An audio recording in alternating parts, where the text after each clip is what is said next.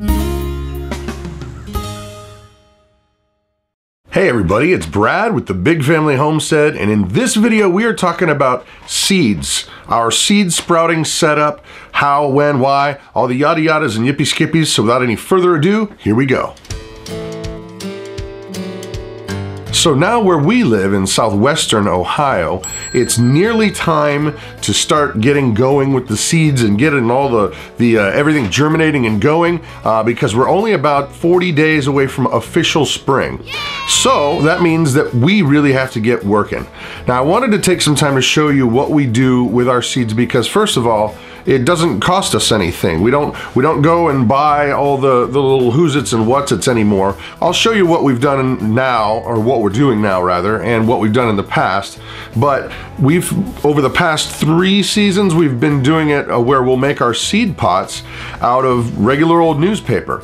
And all you have to do is you take them and cut them into about 6-inch strips, and then you find something about the size of, well, this delightful hot sauce bottle. And then you wrap it around, you just wrap it, you roll it up, roll it up, roll it up. And next you just kind of fold the bottom corners in.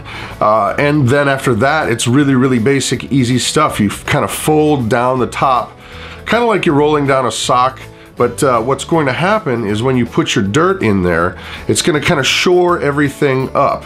And you simply just go ahead and put the dirt into these cups. You don't mash it in there real hard at all. You want it nice and loose, but when the dirt gets in there, it kind of pushes out a little bit. Then simply we put them all in a tray just like this, and you water from below. That's really, really important. You water from below. Once you got your seeds in there, you just go ahead and put them in this tray, water it up, and you are ready to rock and roll.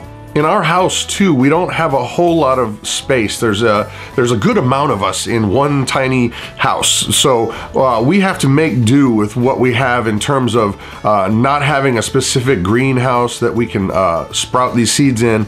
So what we've done is we've actually just taken a regular old metal rack, and it sits in a storeroom area, but you use a regular shop light, and we use 2 different color temperature bulbs.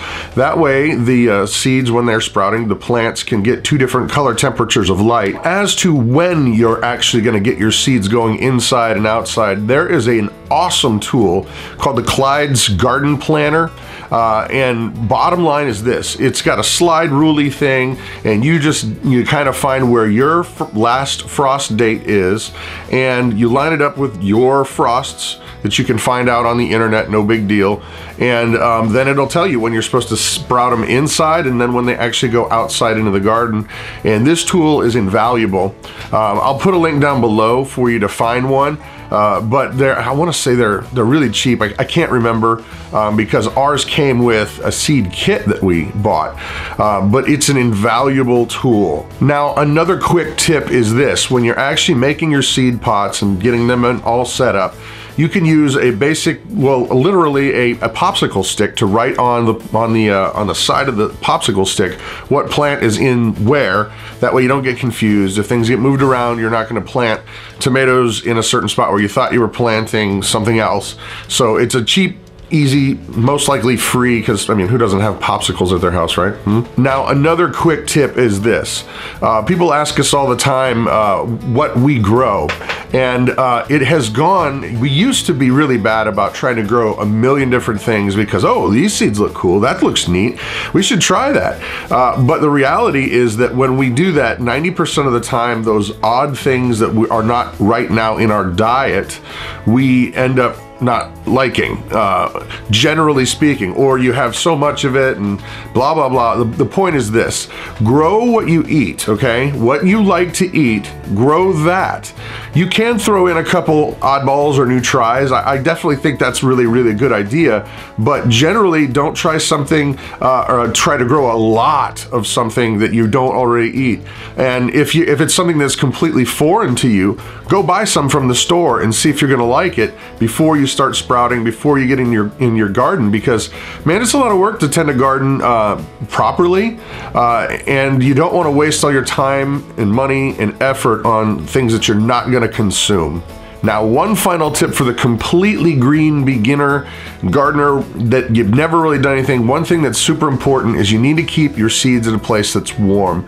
You can't put it someplace where it's gonna be like 40 degrees all the time. You're gonna get very poor performance, if any germination at all. You need to keep them in a spot that's nice and warm, or provide them with a warm, like they make mats that can go underneath your seeds that will heat them, that are waterproof. That way if you spill, you're not going to electrocute yourself or anything like that. But warmth is absolutely, absolutely important. So there it is, guys. I hope you liked the video.